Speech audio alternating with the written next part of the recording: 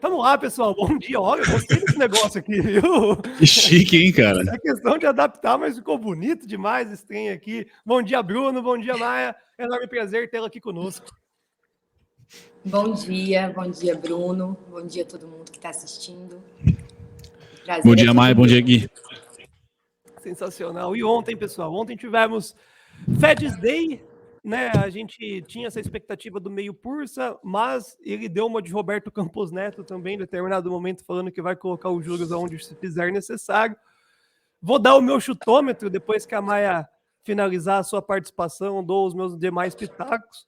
Eu acho que o Fed está apostando que vai dar uma controlada na inflação de um jeito meio que natural, e não necessariamente fazendo apertos monetários mais significativos, porque senão irá gerar retrocesso de formato mais precoce do que já está sendo previsto. Então, é assim, ó, deixa rolar, que vai que dá uma zica aí, acaba a guerra, as commodities se controlam, a inflação já cai meio que, né, num formato lento, mais natural, e eu acho que ele vai se enroscar.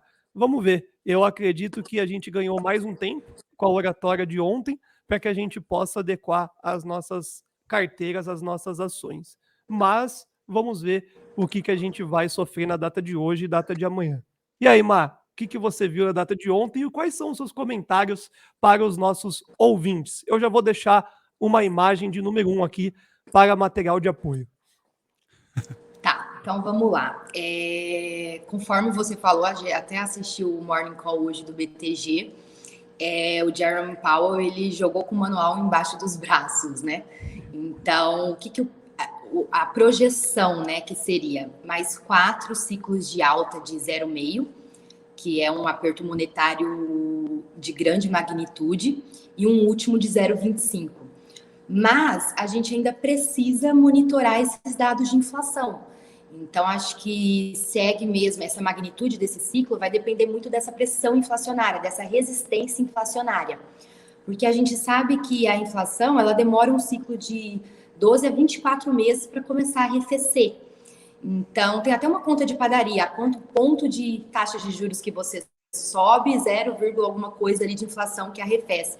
Mas isso não é instantâneo. Eu vejo muito essa pergunta de o porquê que a gente ainda tem essa pressão inflacionária tão grande se a gente já vem numa política monetária mais restritiva já, né, há alguns meses. Mas é basicamente isso, ela demora um período, né, para começar a arrefecer.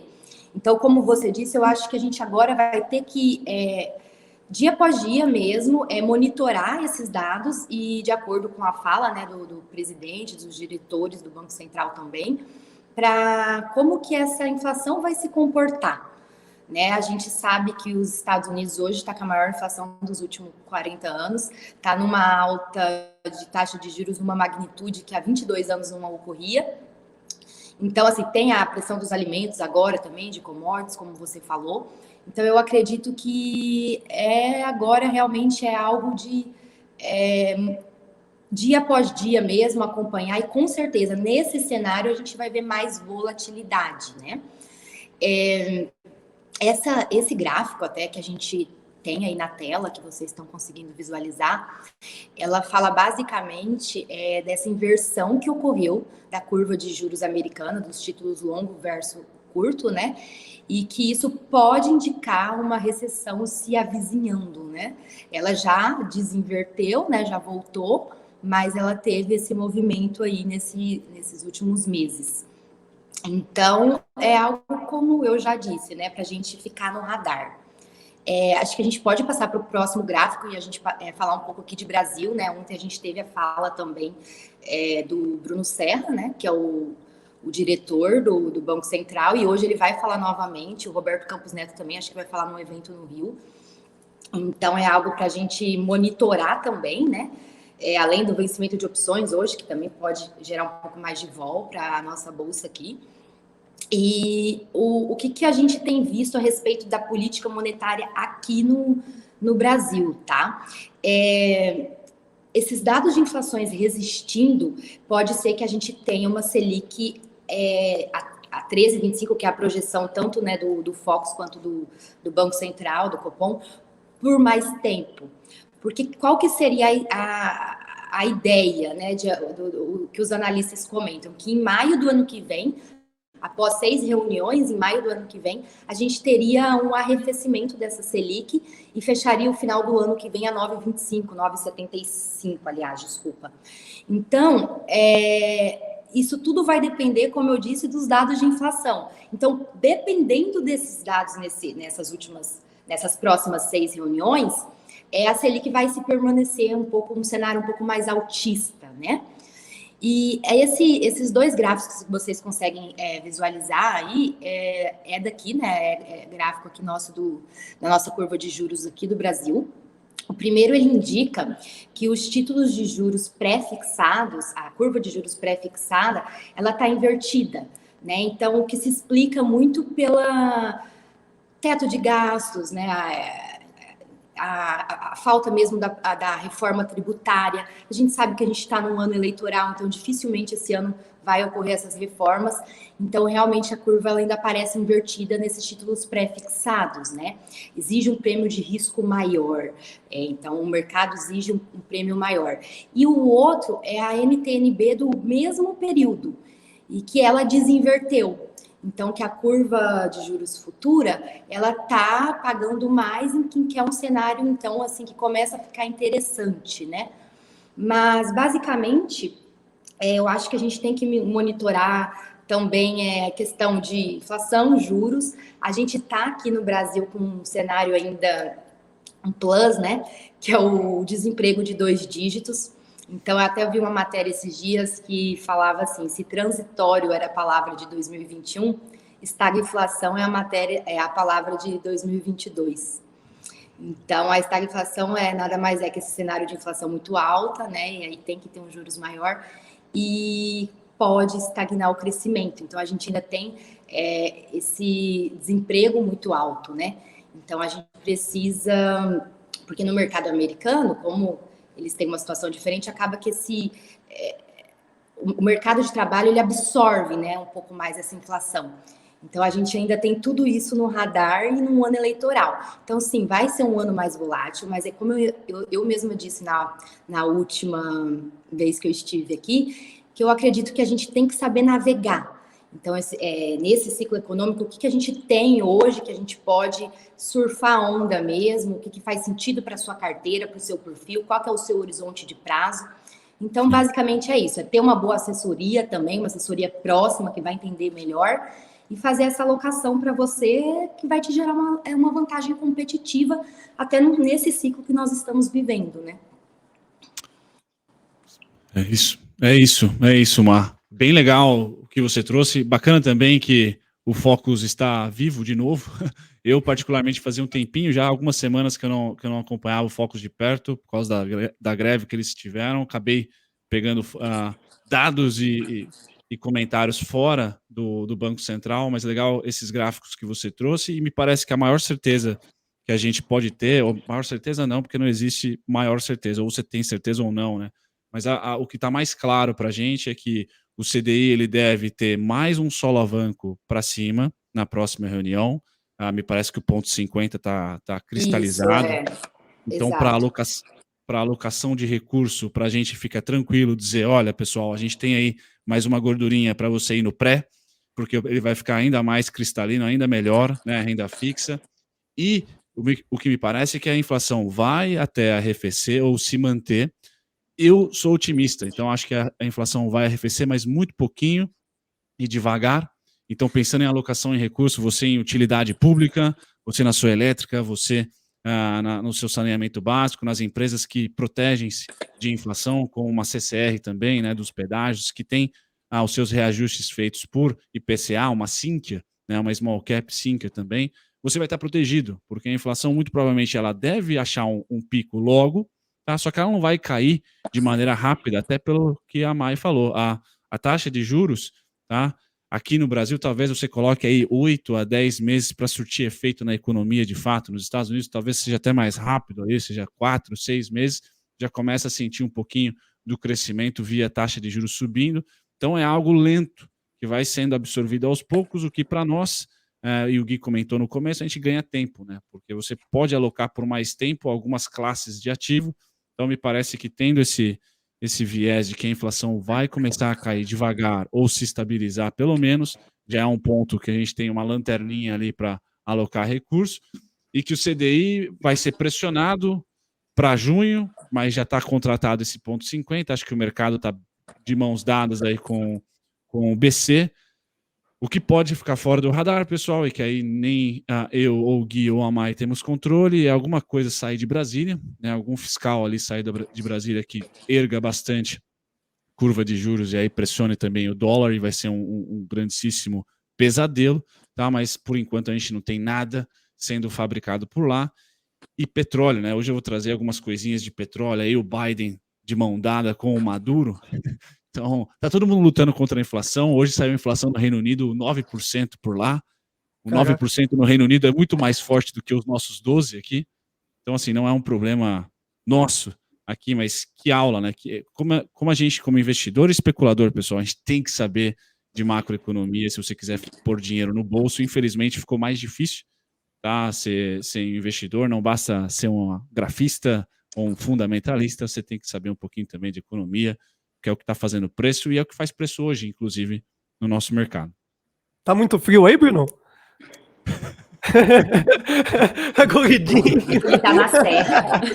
Aí, ó, sensacional. Eu tô até com cachecol aqui embaixo na mão, mas tá friozinho. Eu vim aqui pra ficar estilo europeu, mas O Gui tá igual o europeu, Não, tá demais. Hoje a gente vai falar de Europa, eu não pude perder o gancho, mas eu acho que você trouxe uma aula no que diz respeito na sua oratória de que não adianta nada a gente esperar alguma coisa hoje, amanhã, na próxima semana, no que diz respeito à política monetária, porque o Bruno vai lembrar do que eu tô falando. Fernanda Mansano, ex-economista-chefe aqui do Traders Club, agora foi para uma nova casa e comentou que demoraria 6 meses. E isso a gente estava falando de um evento que aconteceu há 6 meses, né? Então a gente viu que realmente as movimentações de curva de juros que aqui no Brasil transformou-se numa positividade na figura vista pelo mundo afora, impactou o bolso de brasileiro agora. Tanto que o diretor de relações com os investidores do Santander falou publicamente na sua teleconferência de resultado que o banco não conseguiu acompanhar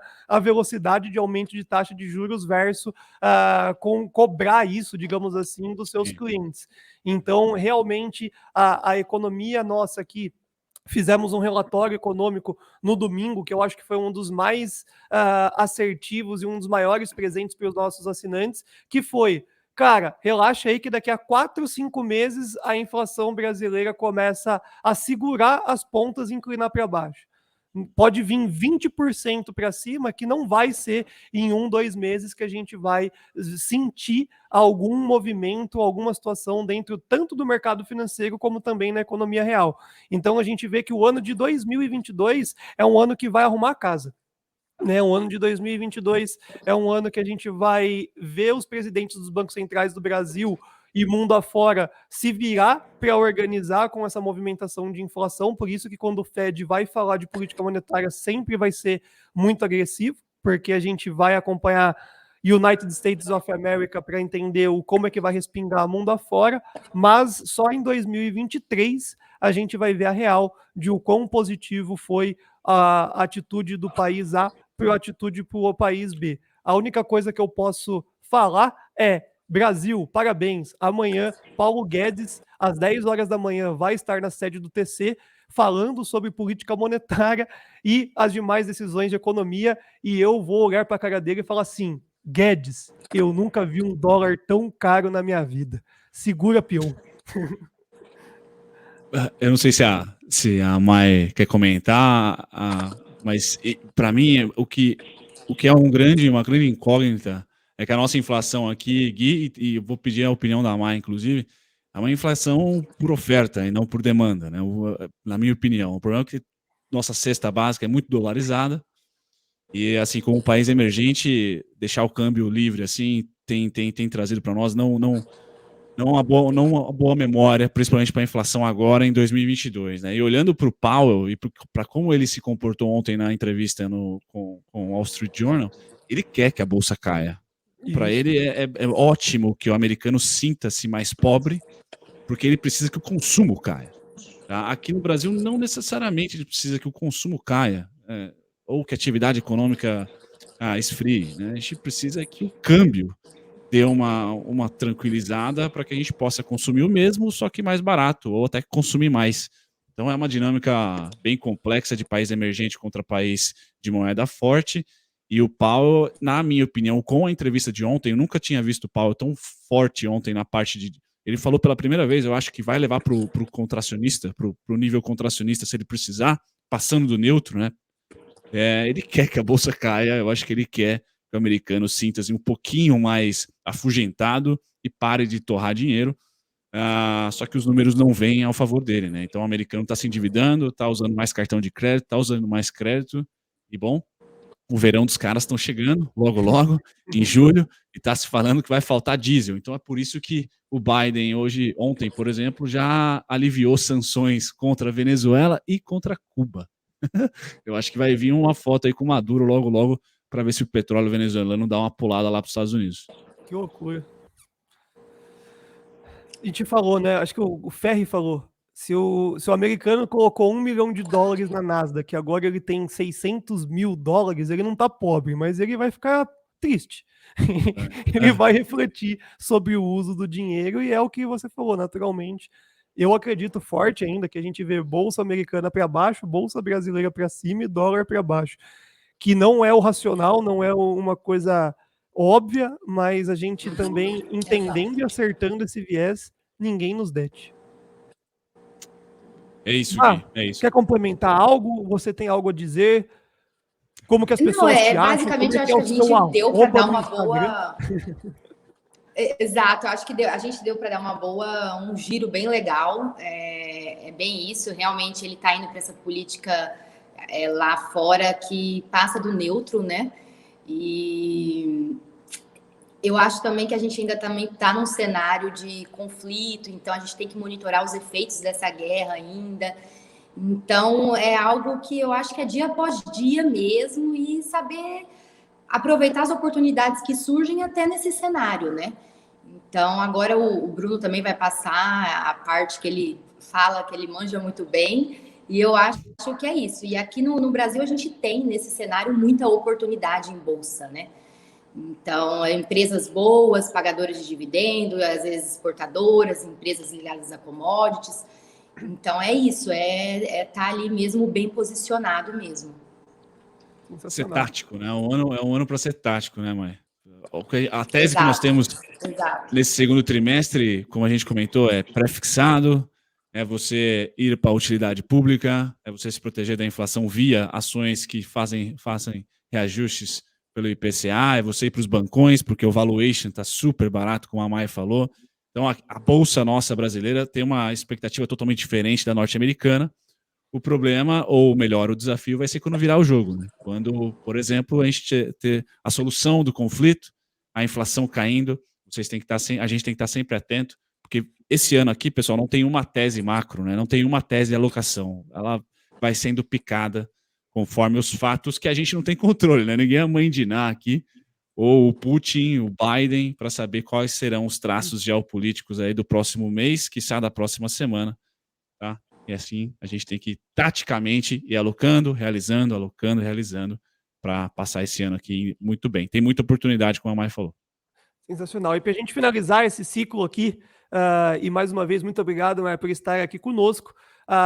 O último comentário que a Maia fez foi: estamos num conflito geopolítico que não é mais agora só a Rússia e a Ucrânia, né? A gente tem estourando isso e impactando muito mais países, e quando acabar, a gente vai ver uma volatilidade muito forte, mas as consequências também vão demorar de 3 a 4 meses para surgir na cara da economia desses países. Então, apertem os cintos, pessoal, porque não tem como a gente falar algo a respeito de longo prazo. Vivência diária, que é onde a gente vai ter que estar mais ativo, né, para ser premiado com boas rentabilidades no mercado de renda variável, e dessa forma, não se esqueçam, aqui na Conecta a gente encerrou carteira em março para abril.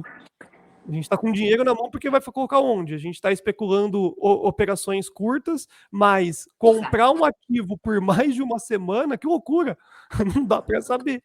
Então, se você está ganhando, parabéns, né? Se você comprou um ativo aí, BID 11 a R$12 alguma coisa, agora já está 16, pô, sensacional, parabéns, você acertou, mas muito provavelmente você comprou alguma coisa a 25 que tá 20. E aí o equilíbrio fica num net negativo. Então é muito complexo, o cenário ele tem que se desenhar mais evidente. A única coisa que a gente mitou e continuará mitando será o dólar. Bora, Brunão, falar um pouco de commodities, juros e mercado de futuros. Má, sinta-se à vontade de estar aqui conosco assistindo e fazendo algum comentário, ou se não, um ótimo dia para você. Obrigada, eu agradeço imensamente a participação, é sempre um prazer estar aqui, tá bom? Eu vou ficar aqui hoje porque eu quero acompanhar tudo que o Bruno tem aí hoje para nós. Fique conosco, sensacional. Vai lá, Bruno, joga um gráfico pro pessoal.